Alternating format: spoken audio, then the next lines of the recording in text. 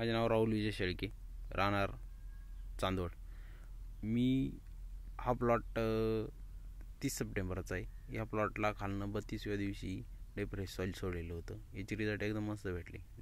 मुळी एकदम मस्त चालू झाली आणि जे काही आपण सोडलेलं होतं, समजा लिक्विड वगैरे दिलेले होते, त्याचे अपटेक चांगलं झालं.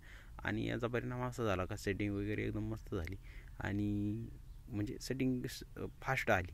आणि त्यामुळे जो पाऊस झाला काल परवा, समजा त्या पावसामुळे काही धोका राहिला नाही, त्याच्यातून बाहेर पडलो आपण.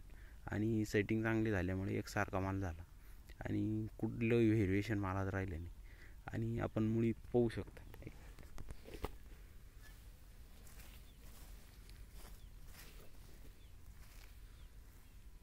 हे बघा, एकदम अशा पद्धतीची पांढरी मुळी दिसायला सुरुवात झाली आणि काम पण मस्त झालं.